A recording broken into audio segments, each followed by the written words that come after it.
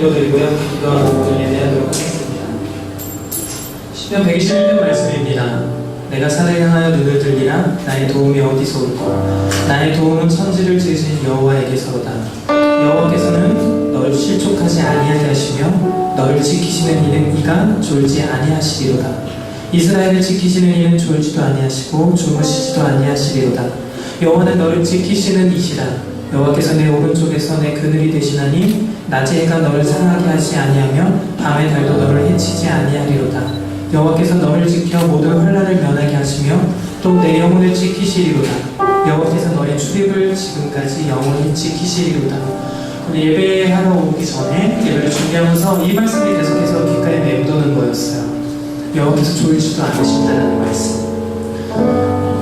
어떤 사람의 어떤 성분과 사람의 어떤 이성적인 생각으로 존다, 잔다라고 표현할 수 있는 말들이지만 이 말이 계속해서 남더라고요. 그리고 계속해서 제 머릿속에 있으면서 아 그렇지, 하나님 단 한순간도 나에게서 눈을 떼신 적이 없으신 분이시지, 이런 생각을 해보면서 오게 되었어요. 오늘 예배 가운데 그런 하나님 앞에 저희가 나갔으면 좋겠습니다. 하나님 앞에 저를 향해서 단 한순간도 졸지 않으시고 주무시지 않으시고 단 한순간도 저희를 향해서 눈을 떼지 않으셨다는 하나님의 성품만으로, 그 하나님의 사랑 안으로 저희가 들어갔으면 좋겠어요. 여러분 준비되셨나요? 제가 함께 기도합시다. 기도하실 때 그런 하나님을 느낄 수 있도록, 그 하나님 만날 수 있도록 하나님 이 공간 가득히 성령님 충만하게 오셔서 좌정하셔서 저희를 인도하여 주시옵소서. 저희의 마음을 주님을 향해서 활짝 열어드리오니 주님, 저희와 먹고 마시며 교제하시는 그런 하나님의 사귐의 자리로 저희를 인도해달라고 함께 한 목소리로 기도하면서 나아가겠습니다. 기도합시다.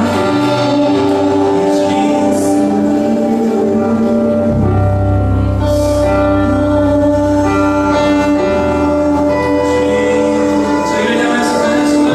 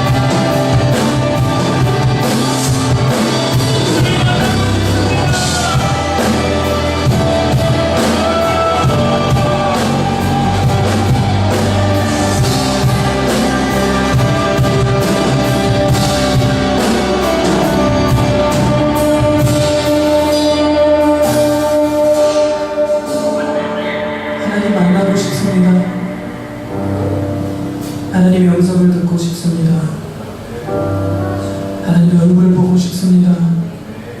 저희를 사랑하시는 그 하나님의 음성과 그 성품 안으로, 하나님의 그 말씀 안으로 저희가 나아갈 수 있도록 붙들어 주시옵소서. 저희를 도와주십시오. 저희의 행위로서 하나님 앞에 나아가는 것이 아니라 예수님께서 이루신 그 완성을 인하여서 저희가 하나님 앞에 나아갑니다. 주님, 그 지성소 안으로 저희가 나아갑니다. 너희는 여호와의 선하심을 맛보아 알지어다라고 하신 말씀과 같이 하나님의 선하심을 경험할 수 있는 시간으로 인도하여 주시옵소서. 감사드립니다. 주님, 주님 안에 의지합니다. 주님.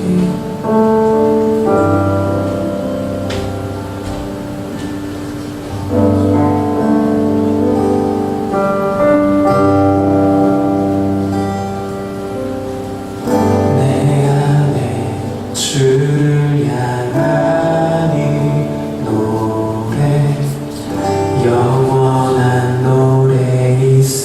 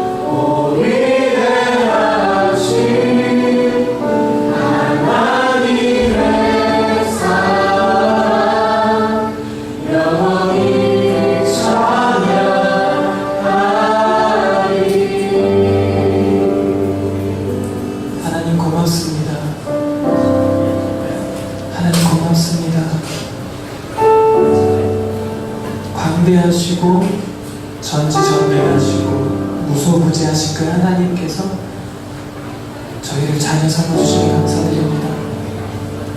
하나님, 감히 저희가 주님 앞에 나아갈 수 있는 은혜를 주셔서 감사합니다. 독생자 그 외아들 예수 그리스도를 죽기까지 저희를 사랑해 주셔서 감사합니다. 하나님, 오늘 찬양과 말씀과 기도 가운데에 그 하나님의 사랑을 더 경험할 수 있는 시간을 저희를 인도하여 주시옵소서. 하나님은 사랑이시라. 하나님은 사랑이시라. 그 말씀을 저희가 경험하고 느끼고 알 수 있는 시간 되게 하여 주시옵소서. 감사드립니다. 모든 영광 주님께 올려드리며 예수 그리스도의 이름으로 기도드렸습니다. 네, 주께 박수 영광 올려드리겠습니다.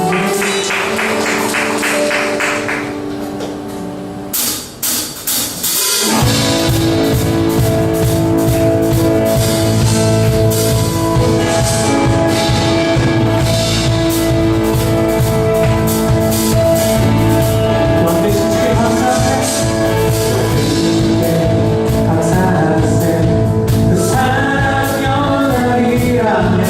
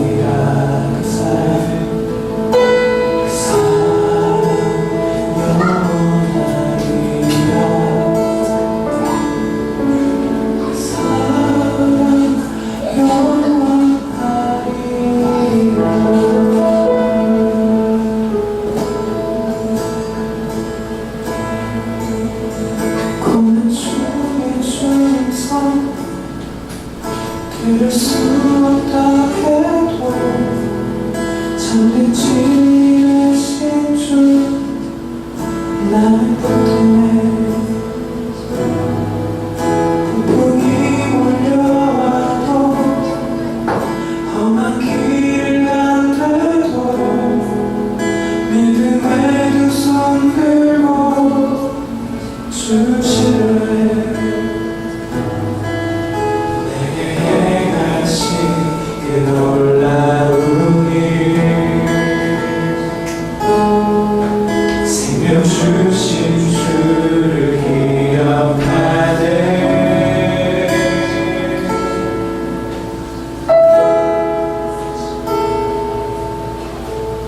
그 사랑이 내려와 날 자유케 하셨네. 영원히 나는 주의 것.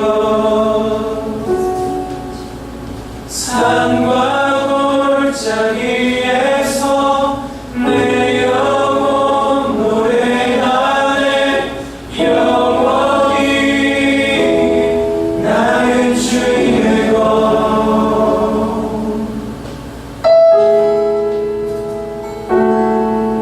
주께 약속이 이루어져 소망이 놓칠 때도 내 주 손길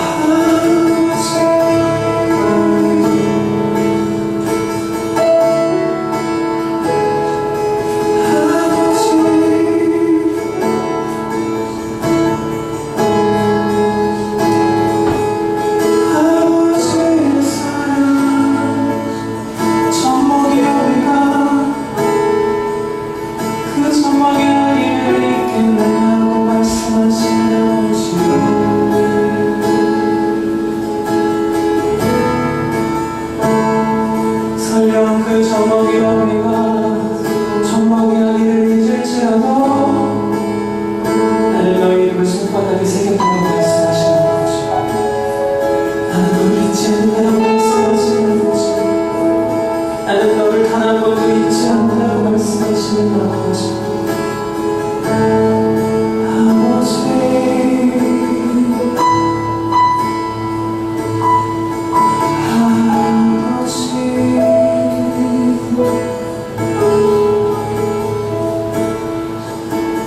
그 사랑이 내려와 날 자유케 하셨네.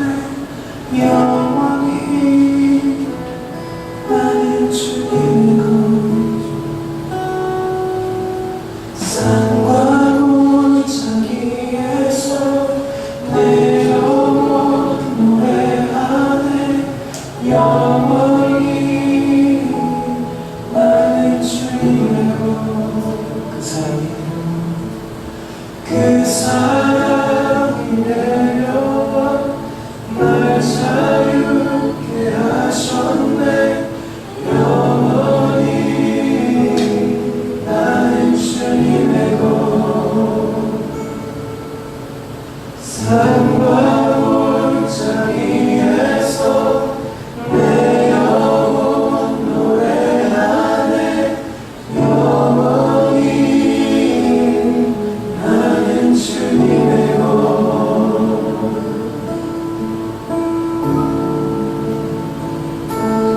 그 사랑 얼마나 아름다운지. 그 사랑 얼마나 날 부유케 하는지. 그 사랑 얼마나 크고 놀라운지. 그 사랑 얼마나 나를 감격하게 하는지. 그 사랑 얼마나 아름다운지. 그 사랑 얼마나 날 부유케 하는지. 그 사랑 얼마나 크고 놀라운지. 그 사랑 얼마나 나를 감격하게 하는지. 그 사랑 얼마나 아름다운지. 그 사랑 얼마나 날 부유케 하는지. 그 사랑 얼마나 크고 놀라운지. 그 사랑 얼마나 나를 감격하게 하는지.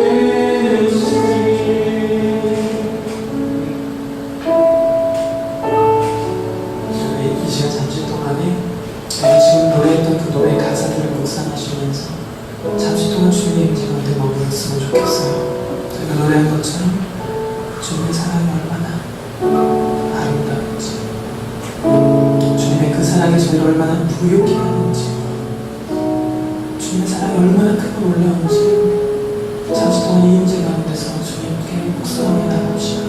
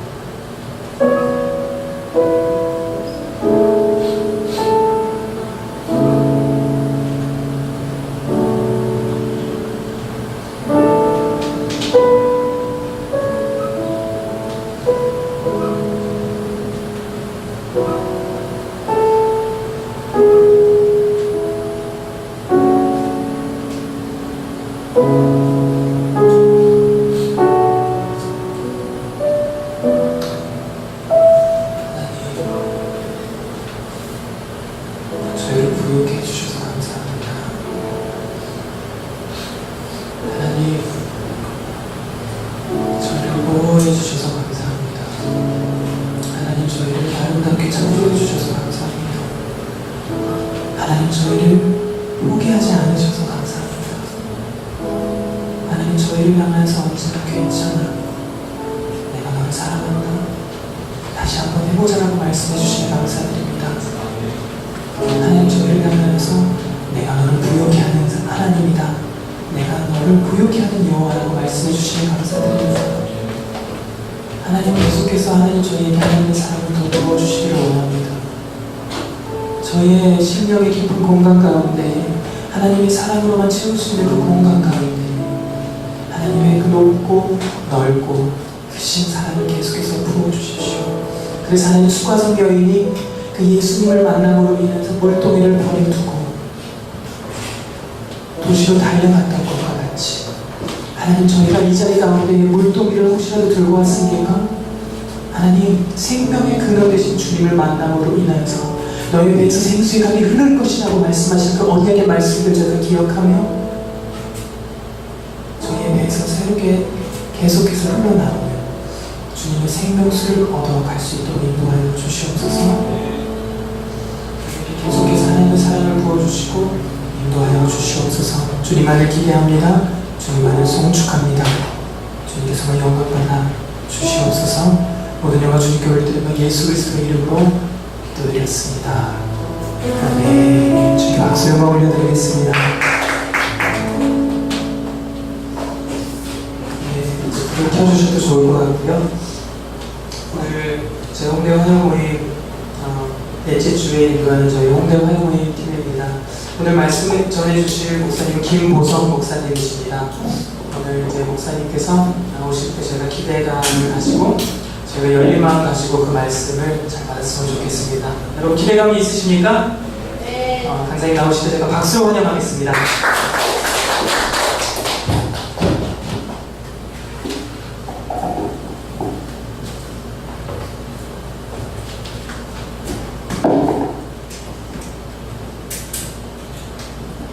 네, 같이 한번 인사하실까요? 반갑습니다.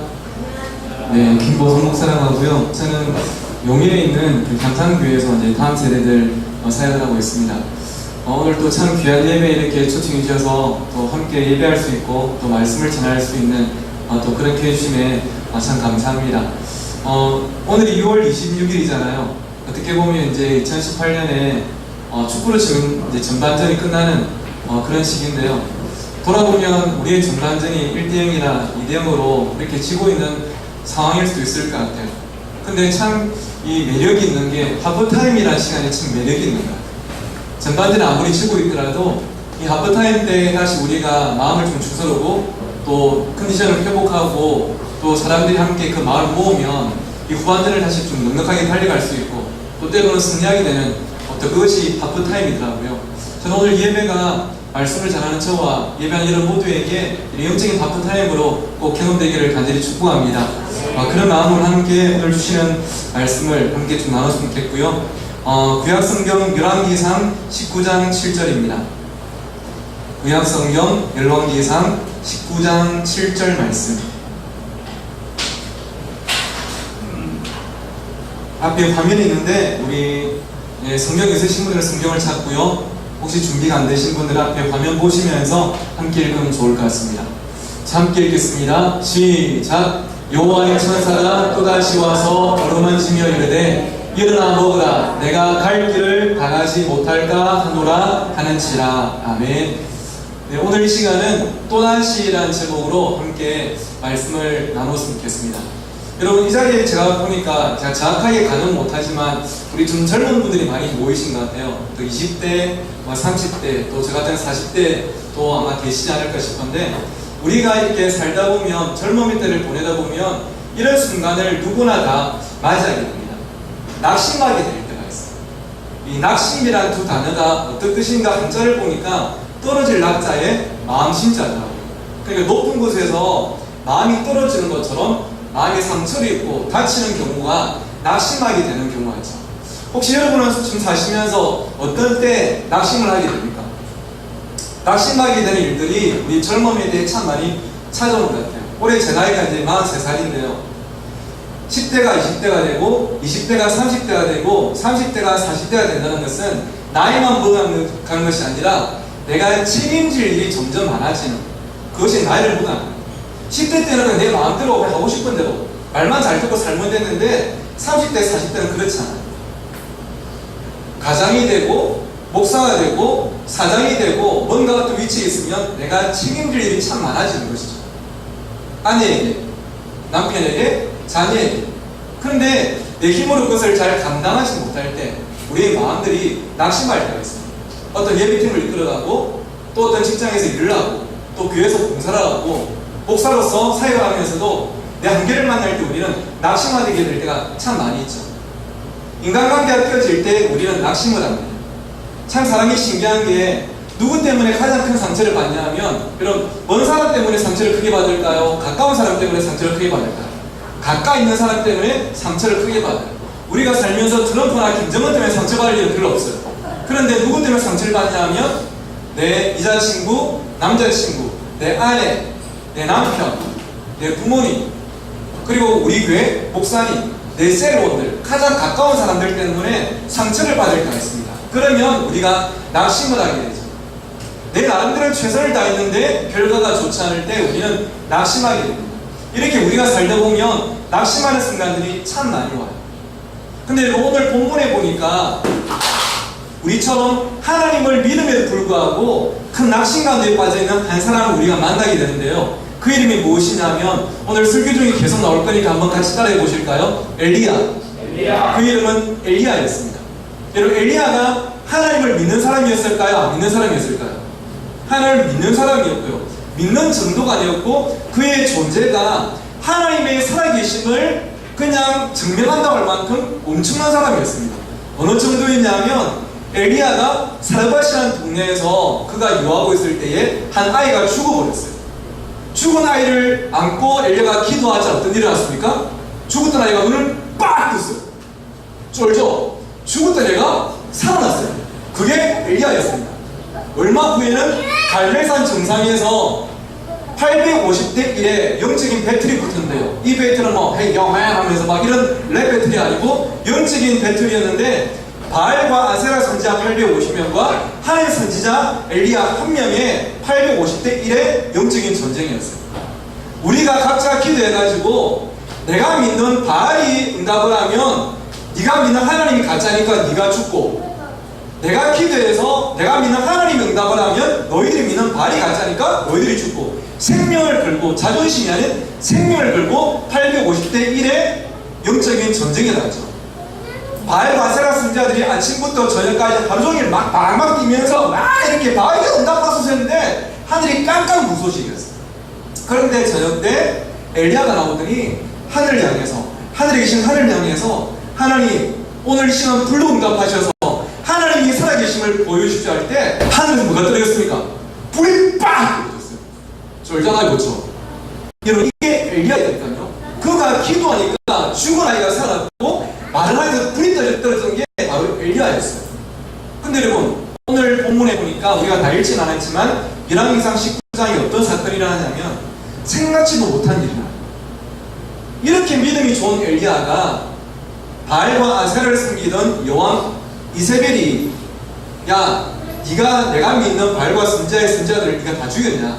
니도 내 손에 죽을 줄 알아. 이 한마디를 던졌는데 이 말을 듣고 나서 엘리야가 어떤 반응을 보였냐면 오늘 본문 읽었던 앞에 3절에 보니까 이렇게 말하죠. 그가 이 형편을 보고 이세벨이 나를 죽일 거라고 말한 이 형편을 보고 그가 일어나서 도망을 갔어요. 자기 생명을 위해서 도망을 갔는데 어디까지 갔냐면 유다에 속한 브엘세바까지 도망을 갔대요. 단에서 브엘세바까지 도망을 간대요. 단에서 브엘세바는 여러분 합정에서 홍대가 아니고요. 단에서 브엘세바는 서울에서 부산 거리예요. 그냥 이스라엘의 끝에서 끝까지 도망을 갔다 온 거예요. 아무도 나를 찾지 못하는 곳으로 나의 표를 겨루지 못하는 곳으로 그가 도망을 갔어요. 이것만 해도 우리가 좀 당황스러운데 이어지는 4절에 보니까 더 당황스러운 기도를 엘리야가 하고 있음을 보게 돼요. 4절에 보니까 뭐라고 기도합니까? 하나님께 여호와여 넉넉하오니 지금 내 생명을 거두시옵소서. 그 앞에도 보니까 자기가 죽기를 원하게 되네. 다시 말하면 엘리야가 하나님께 뭐라고 기도하고 있냐면 하나님 저 한마디로 뭐 하고 싶습니다? 죽고 싶습니다 말이에요. 멘탈이 완전히 무너지고 있어요. 죽고 싶대요. 하나님 내가 지금 살아있는 게 너무 힘들어요. 나 지금 죽고 싶어요. 여러분 생각지도 못한 당황스러운 모습 아니겠습니까? 그가 기도할 때 죽은 아이가 살아난다는 거예요. 그가 기도할 때 하늘에서 불이 떨어졌다고요. 그런 믿음의 사람도 자기가 만난 작은 문제 앞에서 낙심하고 완전히 이렇게 쓰러진 모습을 우리가 보게 돼요. 여러분 왜 그럴까요? 왜 엘리야가 이런 모습을 보일까요?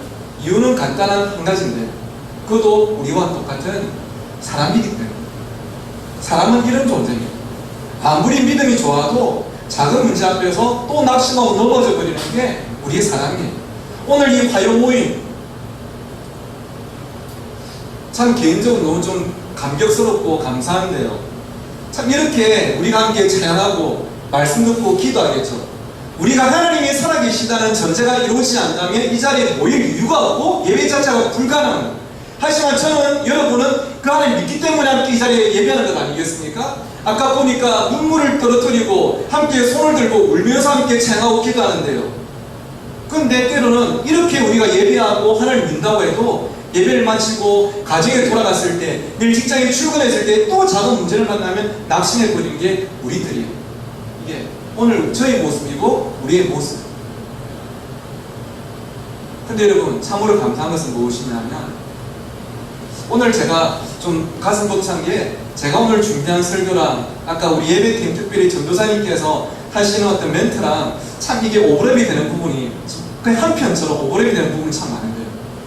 참으로 감사한 것은 그런 낙심한 우리들을 하나님께서 고아처럼 버려두지 않고 우리에게 찾아오신다는 것입니다. 우리가 우리의 한계를 만나고 고단한 인생길에서 힘겨운 오늘을 살아가다가 넘어졌을 때에 나는 끝이라고 더 이상 소망이 없다고 나의 가정을 바라보고 나의 직장생활을 바라보고 나의 재정을 바라볼 때 내 인간관계를 바라보면 나는 더 이상 아무것도 할 수 없다고 생각될 때에 하나님께서 그래 너는 끝났어 라고 마침표를 찍으신 것이 아니라 우리에게 찾아오셔서 우리를 이렇게 세워주시고 다시 달려갈 수 있는 힘을 공급해 주시는 것이죠. 여러분 그것을 우리가 두 글자로 무엇이라고 하냐면 그것을 우리는 은혜라고 합니다. 한번 따라해 보실까요? 은혜. 여러분 그것이 은혜인 줄 믿습니다. 은혜는 있잖아요. 제가 지금 한 22년 정도 청소년생활을 계속하고 있는데 수련회만 끝나고 나면 중학생들 고등학생들 와가지고 저한테 그래요. 목소리 완전 쉬워가지고 목사님 내 목소리 은혜 받았어요. 밤에 막 울면서 기도했대요. 그러면 은혜 받았어요. 아이들 막 뛰며 찬양하고 나면 은혜 받았답니다. 여러분 맞아요. 그것도 은혜가 아닌 것은 아닌데 그것은 은혜 받는 어떤 과정 속에 또 하나의 어떤 결과이지 그것이 은혜는 아니죠. 진짜 은혜는 무엇이냐면 여러분 아시겠지만 허물과 죄로 죽어서 완전히 수만 없는 내가 예수 그리스도의 십자가의 그 사랑으로 구원받고 하나님을 다시 아빠 아버지라 부르게 된 이것이 바로 은혜인 줄 믿습니다.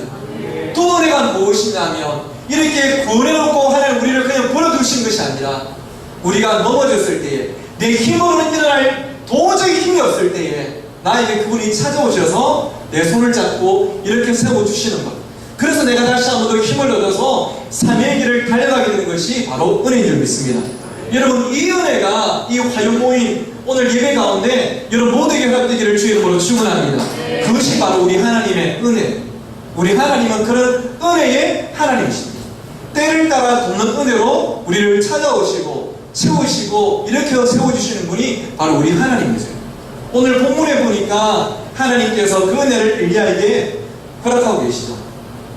엘리야가 오뎀나무, 제가 이스라엘 직접 가보진 않았지만 갔다 오신 분들 말씀을 들어보니까 오뎀나무는 우리나라의 소나무, 전나무처럼 큰 나무가 아니라 제가 키가 170인데요. 제 키 정도면 많이 자란 나무예요. 사람의 일반적인 키보다 더 작은 것이 오뎀나무가 아닙니다. 그 로뎀 나무 아래에 이 믿음의 거인이 쓰러져 가지고요 죽기를 간청하고 있어요. 그런데 여러분 잘 들어보십시오. 이 엘리야를 하나님께서 찾아오셨어요. 찾아오셔서 어떻게 하셨냐면 제가 일부러 빨갛게 크게 표시해놨죠. 뭐 하셨다고 말씀하십니까? 어루만지셨대요. 로뎀 나무 아래에 쓰러져 있는 엘리야를 하나님께서 찾아오셔서 이 엘리야를 어루만지셨대요. 영어 성경에 보니까 이 어루만지면을 한 단어로 터치라고 되어 있습니다. 터치는 두 가지가 있겠죠. 크게 보면 하나는 누군가 잘못했을 때 야! 그냥 등짝을 스매싱하는 이 터치가 있고, 하나는 말 그대로 이렇게 보듬어주고 토닥거려주는 이 터치가 있겠죠. 지금 하나님께서 엘리야를 찾아오셔서 하신 터치는 여러분 등짝 스매싱이었을까 아니면 토닥토닥이었을까? 토닥토닥이었죠. 근데 저는 솔직히 말씀드리면 이 말씀을 보면서 이게 저희 어떤 생각으로는 이해가 안 되는 거예요. 무슨 말이냐면 지금 엘리야는 하나님이 찾아오셔가지고 토닥토닥해 주실 그런 어떤 상황이 아니에요. 엘리야의 신분이 뭐였습니까? 선지자예요. 지금으로 치면 저 같은 목사거든요. 모두가 바알과 아세를 섬기는 영적인 어두운 시대 가운데서 하늘의 별처럼 빛나면서 하나님이 참신이라고 모데카이도 와도 선포해준 게 선지자였어요. 그런데 지금 엘리야가 뭐하고 있습니까? 한 여자의 말 한마디에 그가 낙심해서 로뎀 나무 아래 주저앉아서 하나님께 어떻게 기도했다고요? 죽고 싶다고 기도하고 있어요. 여러분 이것은 하나님이 토닥토닥 하실 일이 아니에요. 지금으로 우리가 자랐던 환경으로 보면 이것은 등짝스매싱 그대로 날아가는지, 아니면 제가 중학교 때 아버지가 저한테 자주 하셨던 거, 중학교 때 아버지는 저를 깨우실 때 손을 별로 안 쓰셨습니다. 보성아 이렇게 손을 잘 안 쓰셨어요. 손을 쓸 가치가 없다고 생각하십니다. 늘 저를 깨우실 때 뭘로 깨우셨을까요? 어떻게 하셨어요? 늘 저를 발로 잘 깨우셨어요. 어휴 이 새끼야. 늘 발로 툭 차셨는데요. 등짝 스매싱 아닌 이거는 발로 찰 어떤 상황이에요. 왜냐하면 엘리야는 선지자로서의 그 기능을 제대로 해내지 못하고 포기한 상태거든요. 야, 안 일어나? 똑바로 해! 이 분위기예요. 그런데 하나님은 엘리야를 찾아오셔서 그러지 않으시고 그를 어루만져주고 엘리야야, 많이 힘들었지? 내가 네 마음 안다 하고 위로하고 계신 것이죠. 여러분 왜 그러셨을까요? 왜 하나님은 엘리야를 빨리 또 다그쳐서 다시 제자리에 돌아가서 하나님의 말씀을 선포하게 하지 않으시고 괜찮다고 조금 누워있으라고 내가 충분히 이해한다고 그렇게 위로하고 계실까요?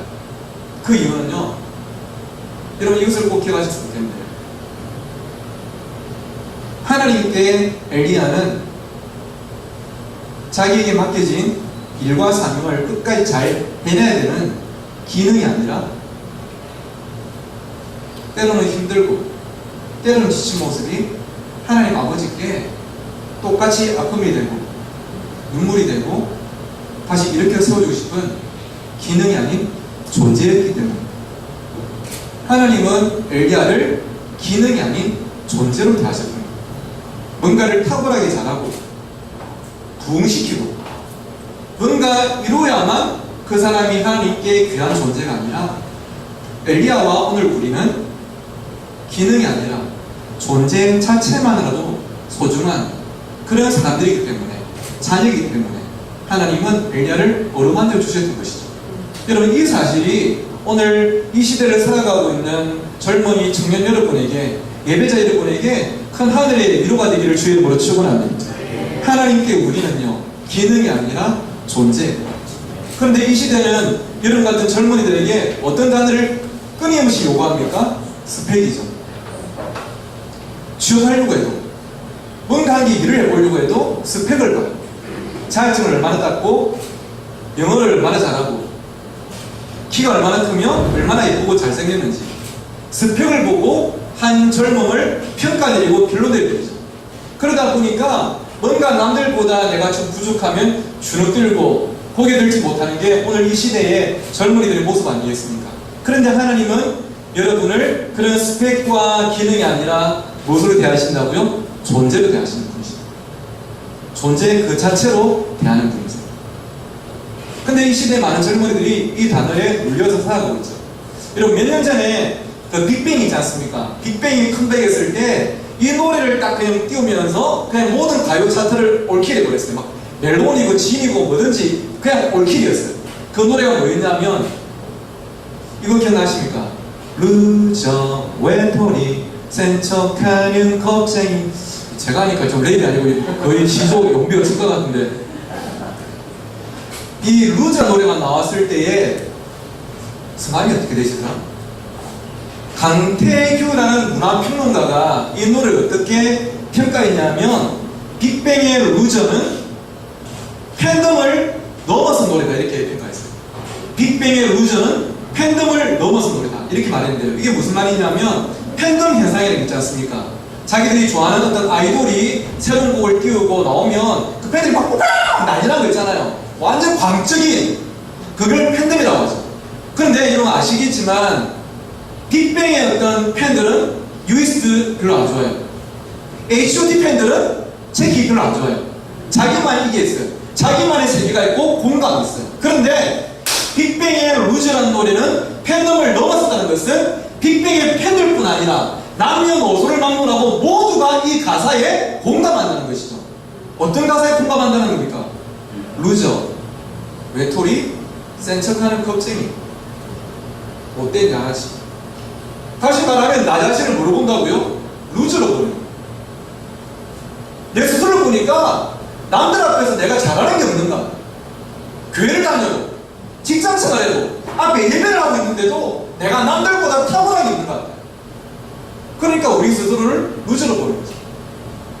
근데 여러분, 하나님께서는 우리를 바라보는 시선이 세상이 우리를 바라보는 시선과 전혀 다름을 오늘 본문에서 알 수가 있어요. 세상은 우리를 어떻게 보냐 하면 이렇게 평가합니다. 세상은 우리를 어떻게 평가하느냐 하면 one of them이래요. one of them. 어떤 뜻입니까? 그들 중에 하나예요. 다수 중에 하나. 다시 말하면 꼭 있어야 되는 존재가 아니라 있으나 말하는 존재예요. 야, 니 하나 없다고 홍대가 안 돌아가냐? 화요일 믿었다고 우리나라 예배가 없냐? 야, 니 하나 없어도 너희 집 잘 돌아가고 너희 직장 잘 돌아가고 너희 교회 잘 돌아가. 너는 별 볼 일 없어. 니 없다고 사람들이 아쉬워하지도 않고 별 아무런 반응이 아무런 변화 없을 거야. 그게 바로 원 오브 댐이에요. 오늘 본문에 보니까 이세벨이 엘리야에게 뭐라고 말했냐면, 내가 내일은 네 생명을 저 사람들 중 한 사람의 생명같이 만들겠다. 네가 죽인 850명 저 중에 네가 포함될 거야. 850명 죽었는데 네 하나 포함돼도 세상은 공짜 없어. 세상은 아무런 변화 없어. 네 하나 있으나 마나 너는 아무것도 아니야. 그게 바로 세상이 엘리야와 우리를 향한 반응이었어요. 근데 여러분, 하나님은 우리를 그렇게 대하지 않으십니다. 하나님 뭐라고 하시냐면요, 하나님 우리에게 원 오브 데이비라고 말씀하지 않고 하나님 우리에게 only one이라고 말씀하십니다. only one. 어떤 뜻입니까? 유일한 한 명이라. 너는 세상에 수많은 사람들 가운데 있으나 마나 한 명이 아니라 너는 나의 유니크하고 특별하고 독특한 스페셜한 나의 한 명, 불작품이다.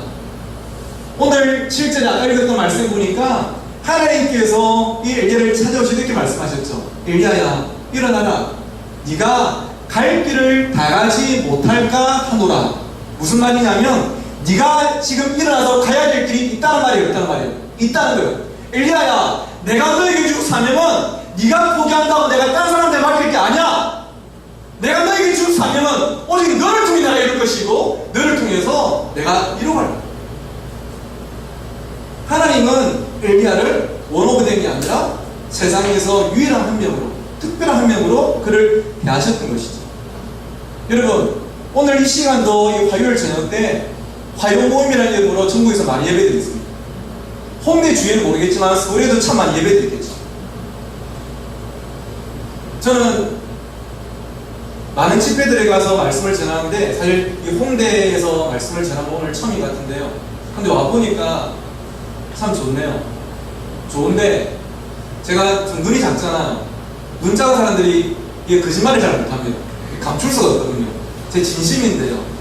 여러분, 저는 오늘 이 자리가 아까도 전사님께서 저한테 처음 인사할 때 말씀하셨지만 몇 명이 모이든 그것은 크게 상관없어요. 이 공간이 몇 평짜리든 그것은 크게 의미가 없어요. 하나님께서 보시는 것은 이 자리에 몇 명이 있는가가 아니라 이 공간이 몇 평짜리인가가 아니라 오늘 이 자리에 모여서 하나님께 집중하고 하나님께 마음을 쏟아놓고 하나님께 예배하는 사람이 있는지 없는지가 하나님의 관심인 줄 믿습니다. 여러분, 거인은 있잖아요. 키만 크다고 거인이 아니에요. 키보다 여기 하나님 향한 열정과 꿈과 믿음이 큰 사람이 진짜 거인인 줄 믿습니다. 저는 이 자리가 매주마다 화요일마다 진짜 영적인 거인들이 모여서 이 공간을 감당하지 못하는, 정말 이 숫자를 감당하지 못하는 산 예배를 드리는 오늘 이 화요 모임 되기를 주의 이름으로 축원합니다. 하나님은 오늘 이 예배를 원오브댐이 아니라 올리오드로 보고 계신 줄 믿습니다. 이 사람을 경험하니까 엘리야가 다시 한 번 더 일어날 수 있는 힘이 생긴 것이죠. 아, 나 없다고 또 이 세상이 또 누군가를 통해서 잘 돌아온 것이 아니라 하나님은 나를 통해서 이루실 일이 남아있구나. 내가 일어나야겠구나. 이것이 나의 가치구나. 이것을 엘리야가 깨달았던 것입니다. 그것이 바로 하나님 주신 위로였죠. 그래서 여러분, 저는 우리가 살면서 참 힘들 때가 많잖아요. 외로울 때가 많지 않습니까? 그럴 때마다 우리가 서로에게 좀 위로가 되었으면 좋겠어요. 이 길을 함께 걸어가면서 서로에게 좀 힘과 좀 소망이 되었으면 좋겠어요. 누군가 넘어지려고 할 때, 한계를 만났을 때 누군가 옆에 다가와서 던지는 위로 한마디가 얼마나 큰지 몰라요. 근데 여러분, 진짜 위로는 있잖아요. 우리 옆에 있는 지체들에게 우리가 하는 말도 위로가 되겠지만 진짜 위로는 위로부터 오는 것인 줄 믿습니다. 진짜 위로는 우리 사람의 따뜻한 말 한마디도 위로가 되겠지만 참된 위로는 하나님께서 주시는 것이죠. 죄송하지만 솔직히 까놓고 말해서 여기서 우리끼리 주고받는 멘트 여기서 끝날 수도 있어요. 당신을 사랑합니다. 오늘 여기서 보고 끝일 수 있습니다. 하지만 여러분을 향한 하나님의 말씀, 하나님의 약속, 아까 우리 전사님 말씀하셨죠. 내가 너를 떠나지 않겠다, 버리지 않겠다. 여인이 어찌 그 젖먹는 자식을 잊겠으며 자기 태선 아들을 잊을 수 있겠느냐. 혹시 그들을 잊을지라도 나는 너를 잊지 않을 것이다. 내가 너를 내 손바닥에 새겼다. 그 하나님의 말씀과 약속이 우리에게 진정한 위로가 되는 것입니다. 이 위로로 여러분이 이 전반기를 마무리하면서 후반기를 달려갈 수 있는 여러분 진짜 내공을 이 안에 회복하게 되기를 주의 이름으로 축원합니다. 그러면서 하나님께서는 엘리야에게 더 나아가서 이렇게 사랑을 표현하셨는데요. 6절 같이 한번 읽어보실까요? 시작. 품질 머리밭에 숯불에 구운 떡과 분명물이 있더라. 이에 먹고 마시고 다시 누웠더니. 하나님께서 엘리야를 찾아오셨는데요. 여기서 진짜 좀 로맨틱한 하나님을 우리가 만나게 되는데 하나님께서 엘리야를 찾아오시면서 빈손으로 오지 않으셨어요. 무엇과 무엇을 가져오셨습니까? 물과 떡을 가져오셨대요. 지금으로 조금 이렇게 그냥 스토리텔링하면 까만 몽다리에 생수 한 병이랑 햄버거 한 개를 챙겨오신 거예요. 햄버거일 수도 있고 삼김일 수도 있겠죠. 챙겨오셔가지고 엘리야한테 이걸 먹이고 마시게 하는 거예요. 왜 하나님께서 빈손으로 오지 않으시고 떡과 물을 챙겨오셨을까요? 이거는 아주 쉽고 간단하겠죠. 지금 엘리야에게 가장 필요했던 게 무엇일까요? 떡과 물이었어요. 죽을까봐 내 한계를 만나고 뒤도 안 돌아보고 단에서 베엘세바까지 도망온 엘리야, 얼마나 배가 고프고 얼마나 목이 말랐겠어요. 하나님은 그 엘리야의 상태를 아셨죠. 그래서 오셔서 엘리야에게 떡을 먹이시고 물을 먹이시는 이 장면. 저는 제가 담당하고 있는 고등부아이들을 제가 점심시간이나 아니면 저녁시간이나 찾아가서 신방을 가는데요, 갈 때마다 메뉴가 늘 똑같지는 않습니다. 지금처럼 여름에 제가 학교에 신방 갈 때는 또는 밤에 학원 앞에 찾아갈 때는 애들이 학원 마치고 9시쯤에 내려오면 제가 앞에 깜빡이 켜놓고 차 안에 기다렸다가 애들이 제 차를 보고 공사님 차에서 딱 타면 제가 뭘 내밀까요? 아이스크림이나 팥빙수를 내밀죠. 제가 경상도 출신이거든요. 딱 한마디 하면 돼요. 물어. 이것만큼 좋은 선물이 없어요. 겨울에 만날 때는 따끈따끈한 호빵 같은 거 챙겨가지고 아니면 데운 삼김 챙겨가서 주면 이것만큼 좋은 게 없어요. 꼭 뭐 패밀리 레스토랑 아니라도 이건 이 아이들에게 좋은 선물이 될 수 있죠. 근데 그 정도가 아니라 우리 하나님은 오늘 우리 인생 가운데 찾아오실 때에 때로는 그냥 그분의 존재 자체가 우리에게 힘이 되지만 그분은 우리 인생에 떡과 물을 들고 찾아오십니다. 우리의 필요를 아시고요. 우리에게 무엇이 필요한지를 그분이 아시고 그것을 가지고 찾아오세요. 우리 인생 가운데 결핍의 문제가 발생할 때가 있습니다. 결핍 무슨 말이죠? 뭔가가 부족하다는 것이겠죠. 요한복음 2장에 보면 결핍의 문제가 일어났지 않습니까? 가나 혼인잔치에 뭐가 없어졌습니까? 포도주가 없어졌죠. 예수 그리스도께서는 물로 포도주를 만드시고 결핍 문제를 채우셨어요. 이를 통해서 예수 그리스도께서 하나님이심을 나타내기 시작하셨어요. 여러분, 오늘 저에게도 여러분에게도 결핍 문제가 있을 수가 있습니다. 가정마다, 삶마다, 상황마다 다 다르겠지만 각자의 결핍이 있습니다. 저는 대학교 때까지는 그냥 좀 따뜻하게 살았습니다. 집이 그다지 어렵지 않았어요. 그런데 제가 대학 때 1997년에 한국에 뭐가 왔냐면 IMF가 왔습니다. 제가 그때 군에서 병장이었는데요. 이렇게 누워서 TV를 보고 있는데 IMF가 왔더라고요. 저하고는 아무런 상관이 없을 줄 알았는데 제대하고 집에 와보니까 아버지가 직장에서 잘리셨더라고요. 그때부터 아버지가 빚을 내가지고 어디에 투자를 하셨는데 이것이 대박이 날 줄 알았는데 쪽박이 나가지고 2년 전까지 한 20년 가까이 저희 집이 몇 억대의 빚에 늘 시달렸어요. 엄청난 재정적인 결핍이 있습니다. 저는 좀 장가를 늦게 간 편입니다. 그 세상에 자매들이 저를 보내주지 않아가지고 혼자 지내다가 이제 30대 때 이제 겨우 장가를 가고 이제 결혼을 했는데 아이를 빨리 갖고 싶더라고요. 집에서도 부모님 연락 오시면 그전에는 뭐 김목사 잘 지내나 이게 인사인데 제가 결혼하니까 그때부터 인사가 바뀌어가지고 김목사 소식 없나 늘 물어보시고 아이를 갖고 싶었는데 아이가 이상하게 안 생기더라고요. 뭐가 문제인지 모르겠는데 한참 동안 아이가 안 생기다가 드디어 임신이 됐어요. 임신이 돼가지고 엄청나게 좋아했는데 한 3개월 있다가 그 애가 엄마 뱃속에서 유산이 되어버렸어요. 그렇게 또 한 1년 가까이 아기를 갖지 못하다가 아기가 임신이 됐는데요. 그리고 건강하게, 참 감사하게도 건강하게 태어났어요. 빈대서 병 가보니까 의사가 아무리 이거 좀 다운 증후군 같다, 뭔가 또 문제 있는 것 같다 해서 참 불안했었는데 얘가 응애하고 태어났는데 제가 어디를 제일 처음 봤을까요?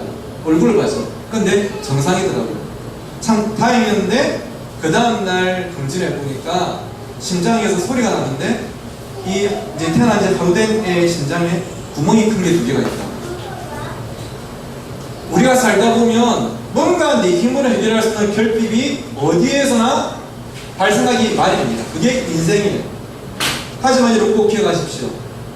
우리에게 떡이 필요하고 물이 필요한 내가 호기지고 목마른 결핍은요, 하나님의 채우심을 경험할 수 있는 또 하나의 기회인 줄 믿습니다.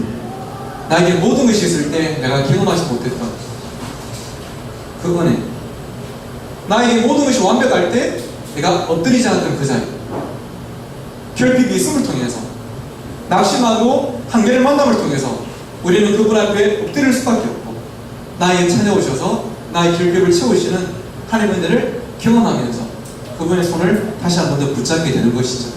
이것도 오늘 우리가 경험할 또 하나의 은혜인 줄 믿습니다. 아멘. 근데 이런 마지막으로요, 제가 오늘 가장 또 중요한 부분 함께 좀 붙잡고 싶은 것은 이 말씀인데요. 오늘 본문이죠. 우리 마지막 한 번만 읽어보실까요? 시작.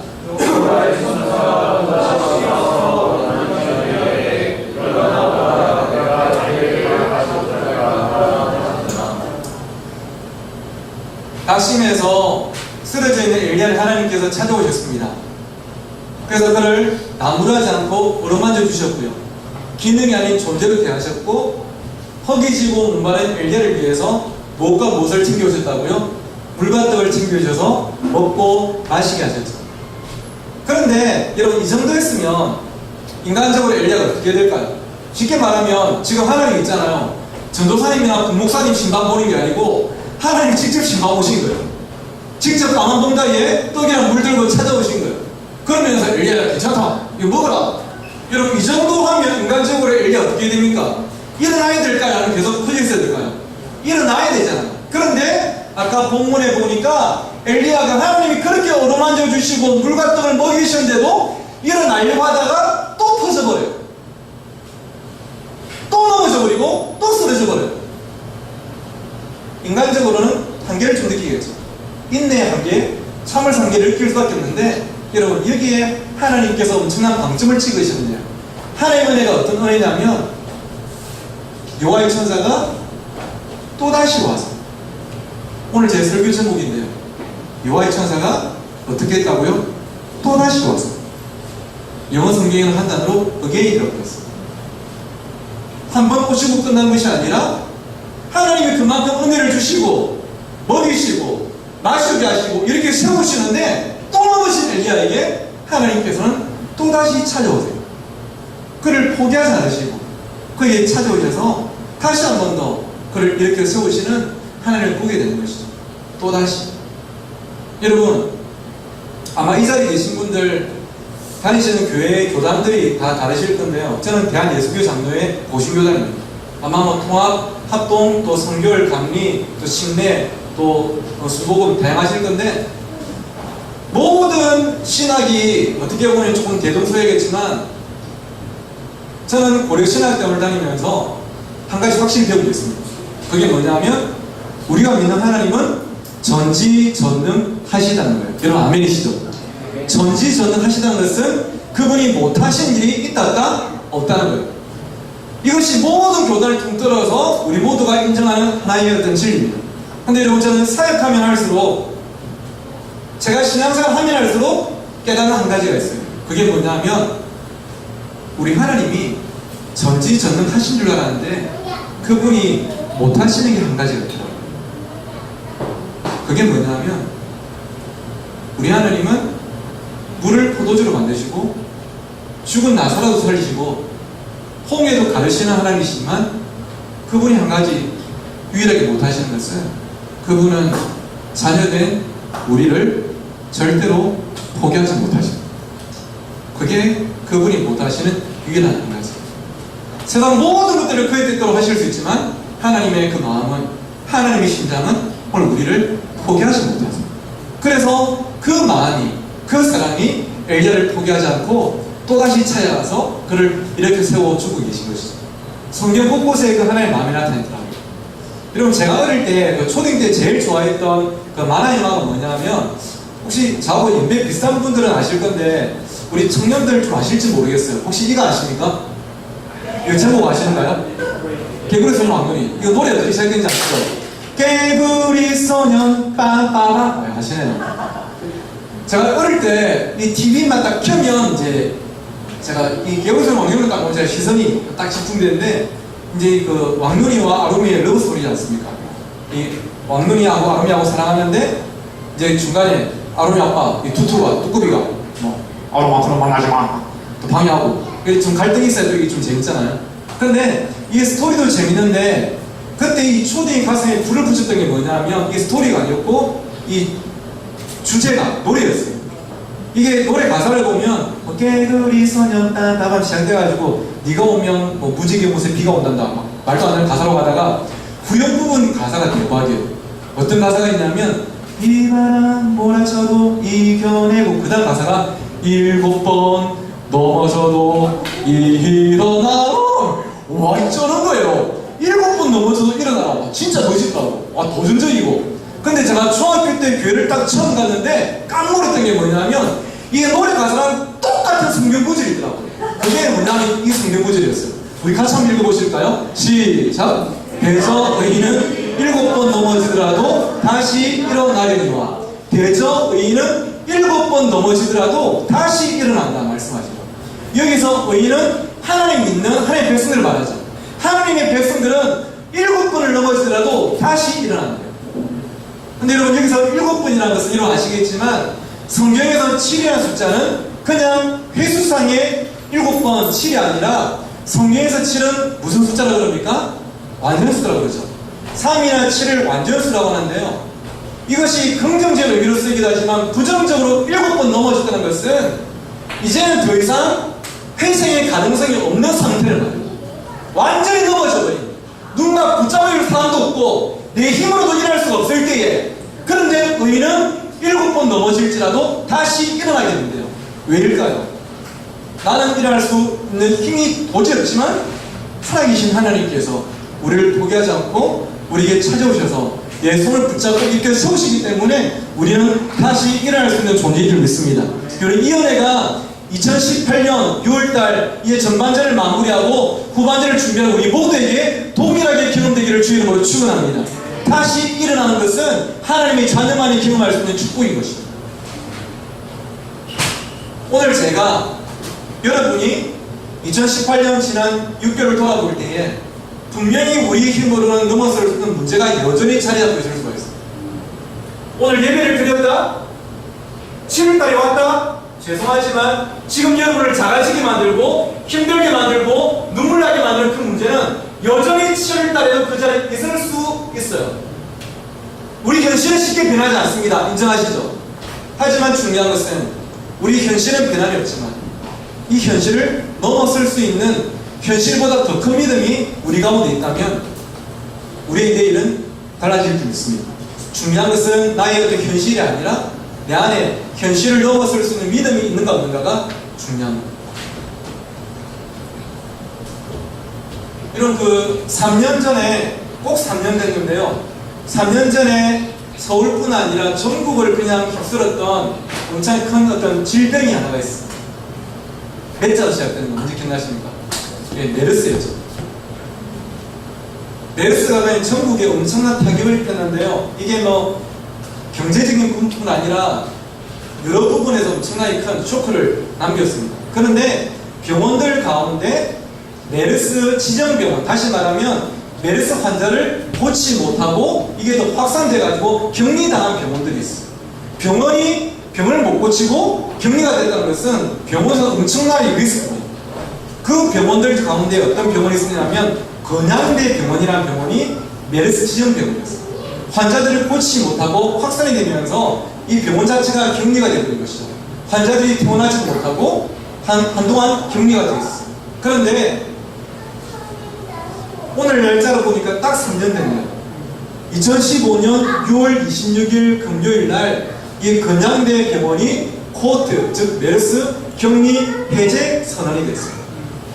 나라에서 정부에서 해제를 해준 거예요. 이제는 괜찮다.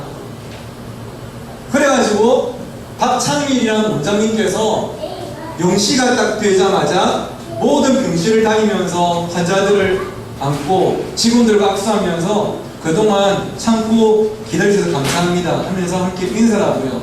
그분이 아까 나왔던 것처럼 언론에 발표를 했는데 이런 내용을 발표했습니다. 우리 병원이 이번 사태로 인해 이번 손실이 약 100억 원 정도로 추정됩니다. 이런 100억 원이면 끝난 거 아니겠어요? 아무리 병원이라도 100억 원이면 끝난 거예요. 그런데 그 뒤에 뭐라고 했냐면 하지만 이토록 큰 손실을 입었지만 이것이 끝이 아니기에 우리는 오늘을 계기로 다시 한번 시작할 것입니다. 그리고 우리 병원에게 주어진 의료적 사명을 끝까지 감당해 나갈 것입니다. 최근에 3년이 다 돼가면서 그때 메르스 지정병으로 이제 지정됐던 병원들을 어떤 언론사에서 집중 취재를 했는데요. 3년 지난 건양대 지금도 건강하게 환자들을 치료하고 그 의료 사명들을 지금도 잘 감당하고 있죠. 우리가 살아가다 보면 내 힘으로는 쉽게 넘어설 수 있는 문제를 만날 때가 있지만 그 현실보다 더욱더 중요한 것은 다시 한 번 더 딛고 일어나서 나에게 맡긴 사명을 끝까지 감당하는 그것이 오늘 이 예배 자리에 부름받은 우리 모두에게 요구되는 하나님의 뜻인 줄 믿습니다. 지난 1월달부터 6월달까지 참 많은 다사다난했던 그런 시간들을 보냈을 것인데요. 오늘 이 시간이 우리에게 하프타임이 되어서 다시 한 번 더 우리의 포켓을 여미고 우리의 운동권을 다시 묻고 믿음의 삶의 길을 걸어가는 우리가 되면 참 좋겠다 싶어요. 마지막으로 한 분의 노래 한 곡을 소개하면서 설교를 마치려고 합니다. 제가 개인적으로 참 좋아하는 뮤지션 가수 중에 이승철 씨가 있습니다. 이분 노래들을 또 참 좋아하는데요. 이승철 씨가 여러분 아시다시피 원래는 종교가 불교 신자였어요. 막 손에 연주를 차고 다니는 불교 신자였는데 이분이 한번 결혼에 실패하고 재혼을 하시면서 이 기독교 신자, 아주 독실한 기독교 신자인 아내를 만나게 됐습니다. 그리고 그 영향으로 이분도 새롭게 신앙생활을 시작하게 됐어요. 개종을 하고 신앙생활을 시작해서 예전에 기독교 언론의 뉴스 기사를 보니까 뭐 새벽 기도도 하시고 큐티도 가고 신앙생활을 참 열심히 한다고 들었는데 그때부터 이분이 이제 음악인이다 보니까 자신의 어떤 이 가치관과 신앙을 어디에 담기 시작했을까요? 예, 음반과 노래에 담기 시작했죠. 그래서 개종하고 나서 예수 믿고 나서 처음 발표했던 앨범에는 제 기억으로는 그때 마일러빙가 하는 앨범이었는데 그때는 이제 메인이 아니고 보너스 트랙으로 제일 뒤에 어떤 노래를 불렀냐면 그 황제 목사님의 소원이라고 아시죠? 삶의 작은 일에도 이 노래를 리메이크 해가지고 안에 보너스 트랙을 넣었어요. 그런데 그 뒤에 발매됐던 앨범에 보너스 트랙이 아니고 메인 첫 번째 노래로 시련이 와도라는 CCM 곡을 이분이 넣었는데 이 곡의 가사가 제가 참 가슴이 좀 와닿았어요. 어떤 가사냐면 이런 가사입니다.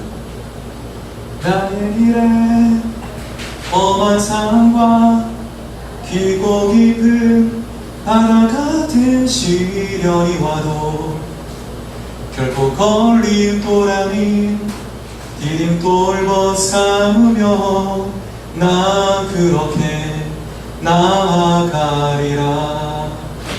정말 멋진 믿음의 고백 아닐까요? 나의 가는 길에 험한 산과 깊고 깊은 바다 같은 시련이 또 온달지라도 결국 이것이 나를 넘어지게 하는 걸림돌이 아니야. 이것을 디딤돌 삼아 다시 한 번 더 걸어가는 우리 모두의 삶이 되기를 간절히 소원합니다. 마지막으로 앞에 있는 로마서 8장 35절에 39절 우리 함께 읽고요 찬양하면서 기도했으면 좋겠습니다. 우리 함께 누가 우리를부터 한 목소리로 함께 읽도록 하겠습니다. 시작. 누가 우리를 그리스도의 사랑에서 끊으리요. 환난이나 공고나 박해나 기근이나 적신이나 위험이나 칼이랴. 내가 확신하노니 사망이나 생명이나 천사들이나 권세자들이나 현재이나 장래이나 능력이나 높음이나 깊음이나 다른 어떤 피조물이라도 우리를 우리 주 그리스도 예수 안에 있는 하나님의 사랑에서 끊을 수 없으리라. 할렐루야.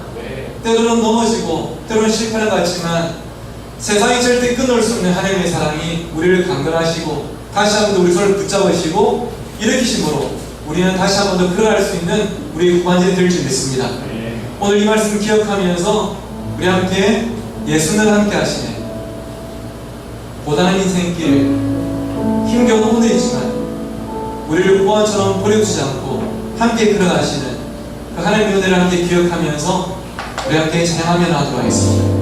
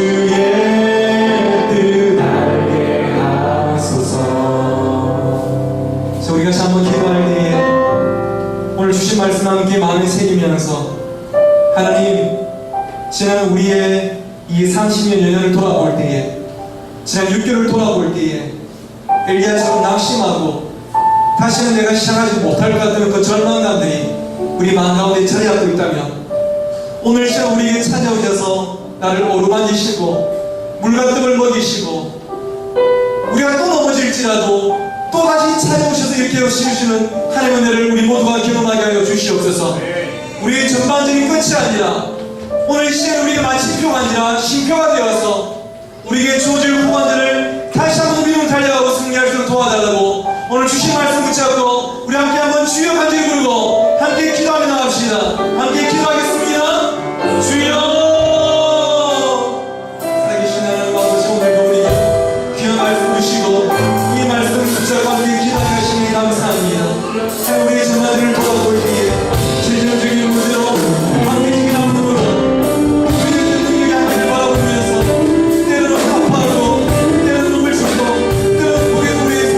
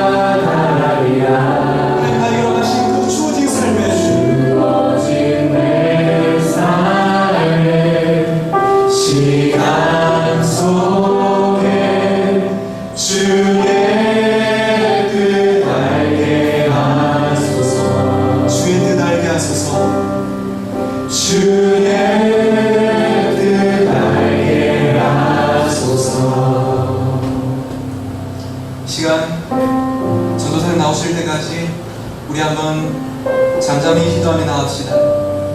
이 시간 우리가 함께 그냥 부르짖는 기도가 아니라 오늘 이 시간 이 자리가 우리에게는 또 하나의 영적인 로뎀나무 아래 그늘이 되어서 지난 6개월 재정적인 문제로 관계적인 상처로 나의 어떤 능력의 부재 때문에 낙심하고 마침표를 찍으려고 하는 우리는 압니다. 오늘 이 시간 우리에게 찾아오셔서 아들아, 나라, 나는 너의 뭔가 탁월한 기능을 원하는 것이 아니라 너의 존재만으로도 충분하다. 오늘 예배 자리를 지켜나가고 믿음으로 살려고 애쓰고 있는 너의 삶만으로도 충분하다 말씀하시는 하나님의 음성을 우리 귓가에 듣고 우리 마음에 새기는 오늘 이 시간이 되기를 간절히 소원합니다. 아멘. 이 시간 우리 함께 잠잠하게 우리 마음을 열고 우리의 영적인 귀를 열어서 여러분을 향해 사랑한다는 말씀하시고 내가 너와 함께 하겠다 말씀하시며 네가 그러한 길에 네가 혼자이지 않도록 내가 곁에 있겠다고 약속하시는 하나님의 음성에 우리가 반응하고 그 약속을 붙잡는 우리가 되었으면 좋겠습니다.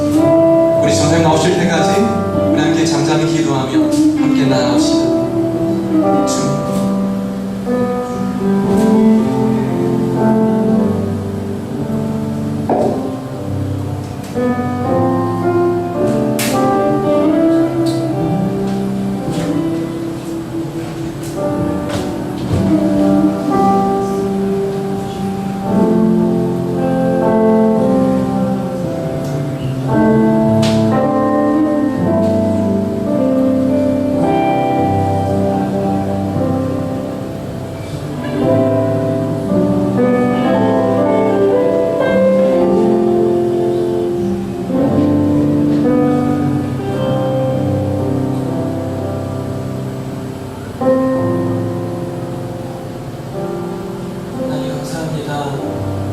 오늘 하나님께서 허락하신 그 말씀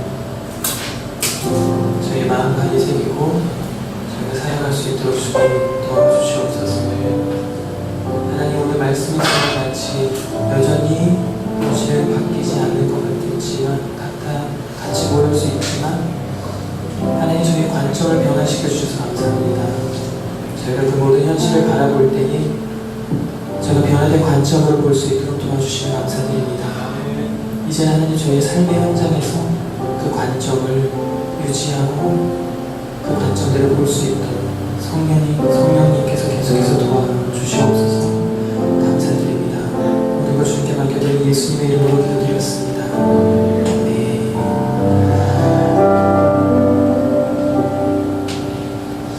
이 시간 저희 홍대 화요모임의 헌금 시간입니다.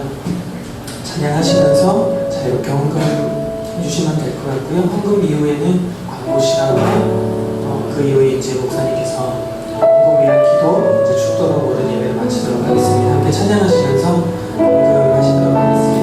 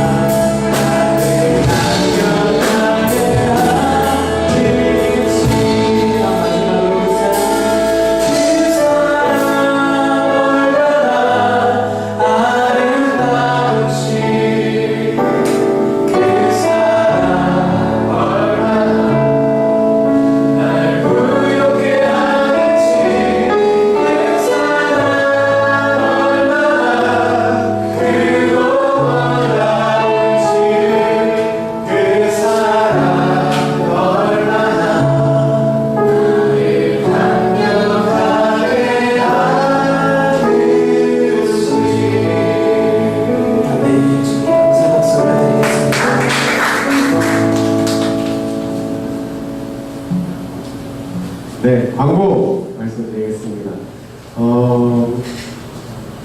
네, 7월달 홍대 화요 모임 일정에 대해서 말씀드릴게요. 7월달 홍대 화요 모임은 모두의 예배로 드려지고요. 7월 첫째 주에는 대포밴드 장정택 목사님과 함께 드려지고요. 둘째 주에는 저희가 화요 모임이 드려지지 않고요. 셋째 주에는 트루니스 송요셉 간사님과 함께 예배하게 되고, 넷째 주는 올해와 같이 저희 홍대 화요 모임과 함께 예배하게 됩니다. 많은 관심 가져주시고요. 저희가 페이스북 페이지가 있어요.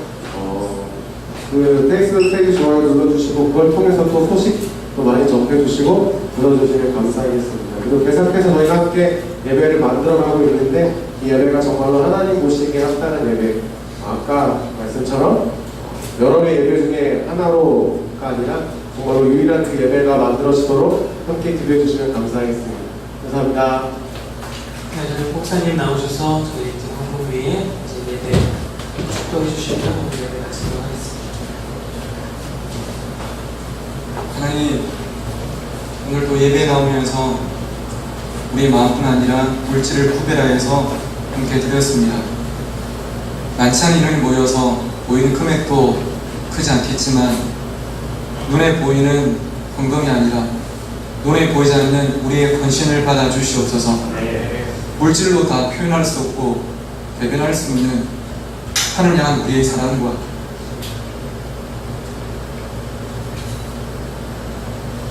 우리의 삶을 하나님께서 받아 주시어서 이 땅에 존재하는 수많은 예배 가운데 하나 정도로 그치지 않고 늘 하나님의 시선이 머물고 하나님의 마음을 감동시키는 바로 그 예배로 이 자리와 이 자리에 모인 예배자들을 귀하게 써 주시옵소서. 지금은 우리 주 예수 그리스도의 은혜와 하나님 아버지의 크신 사랑과 성령 하나님의 함께하심이 때로는 낙심하고 넘어지지만 끝까지 우리를 포기하지 않으시고 찾아오셔서 또다시 일으켜 세워주시는 그 하나님의 손을 붙잡고 후반기를 달려가기로 소원하는 나의 사명을 잘 마치기로 결단하는 우리 모든 예배자들 위해 화요 모임 위에 지금부터 영원토록 함께 있을지어다. 아멘.